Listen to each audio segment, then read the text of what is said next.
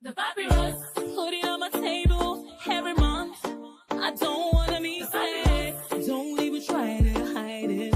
No, I don't wanna lose it. And you see how it is, it's so inviting. The papyrus, we're all so alive. The papyrus. Hello, welcome to the Papyrus TV News Update. First, the headlines. Governor Aiyedatiwa dismisses Ondo Executive Council.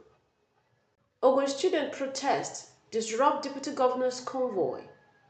Sanusi Lamido lambasts federal government's communication strategy. Retired colonel condemn poor welfare for veterans. Governor Makinde partners neighboring states to bolster border security. Now the news in full. In a decisive move to restructure his administration, Governor Lucky Aiyedatiwa of Ondo State has dissolved the Executive Council effective immediately. The governor retained only two key members, the Attorney General and Commissioner for Justice, Dr. Kayode Ajulo, SAN, and the Commissioner for Finance, Mrs. Omowumi Isaac, due to their strategic impact in state governance. In a statement released by his Chief Press Secretary, Prince Ebenezer Adeniyan, Governor Aiyedatiwa thanked the affected officials for their contribution to the administration and the development of the state.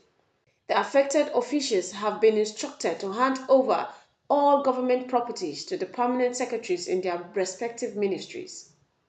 This shake-up is seen as part of a broader effort to rejuvenate governance in Ondo State and reposition the administration for enhanced service delivery. The governor expressed optimism that the restructuring will lead to more dynamics and effective governance.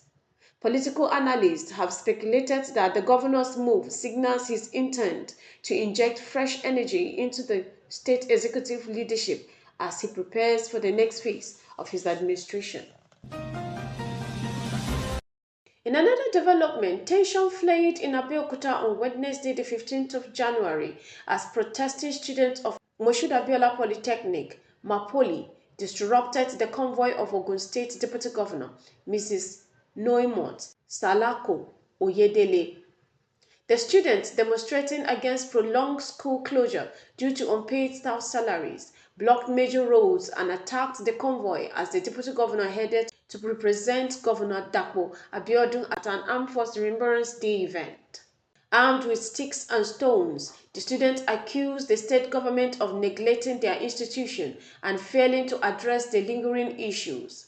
Attempts by the deputy governor's security team to negotiate safe passage were met with resistance, escalating into a chaotic scene that left several vehicles in her convoy damaged. Eyewitnesses reported injuries among security personnel and significant disruption to traffic in the area.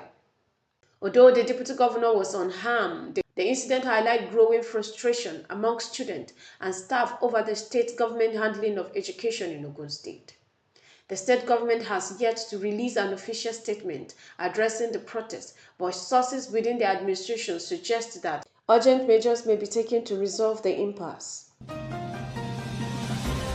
The Emir of Kano and former Central Bank Governor Sanusi Lamido Sanusi has expressed dissatisfaction with the communication strategy of the Tinubu administration, describing it as inadequate and uncoordinated. Speaking at the 2025 Gani Fawemi Annual Lecture in Lagos, Sanusi criticized the government for failing to effectively articulate its policies and reforms to Nigerian populace. Sanusi, who has often been vocal on issues of governance, stated that while he recognized the necessity of certain economic reforms, the administration has failed to mitigate the public's frustration through clear and transparent communication. The government must understand that communicating with the people is just as important as implementing policies. A well-informed public is more likely to support a difficult situation, he emphasized. He also addressed Nigerians' current economic challenges, attributing them to years of mismanagement and neglect of structural reform. We are merely reaping the consequences of the decades of poor governance, he said, adding that the current administration should prioritize addressing the root causes of the nation's economic woes. Sanusi's comments have sparked widespread debate, with some agreeing with his stance, while others arguing that the administration's challenges require more than just improved communication. Retired Civil War veteran Colonel Nasiru Salami has expressed deep disapproval of the Nigerian Army's treatment of retired personnel, stating he would not encourage his children to enlist due to the disheartening neglect veterans face. Speaking on January 15th as part of the Armed Force Remembrance Day activities, the 76-year-old veteran recounted his traumatic experience during the Nigerian Civil War.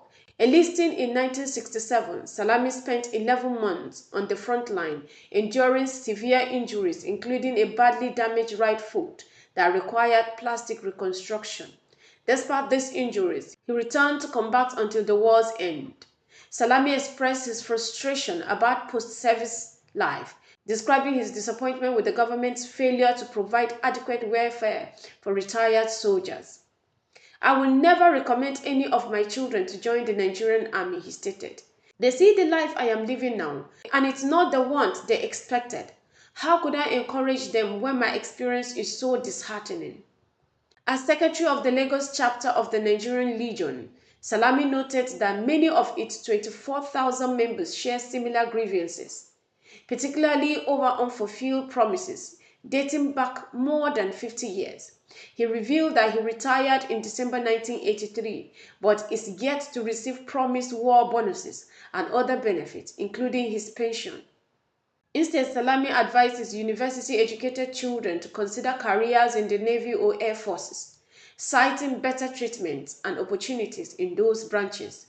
His comments highlight the widespread frustration among retired military personnel and the urgent need for the government to address their plight. Finally, in a proactive measure against rising banditry, the Oyo state government has announced a strategic collaboration with the neighboring states, including Kwara, Ogun, and Osun, to strengthen border security. The initiative aims to combat the infiltrating of bandits into the southwest region through Oyo State porous borders. Fatai Owosenyi, special advisor on security to Governor Seyi Makinde, disclosed this development during a briefing following a State Security Council meeting.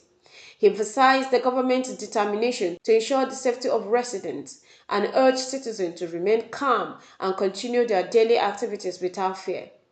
The state government security strategy includes expanded meetings involving local government officials and traditional rulers, a move aimed at fostering grassroots-level collaboration. Owoseni noted that these leaders' influence and proximity to community will enhance security measures, ensuring a collective approach to tackling crimes.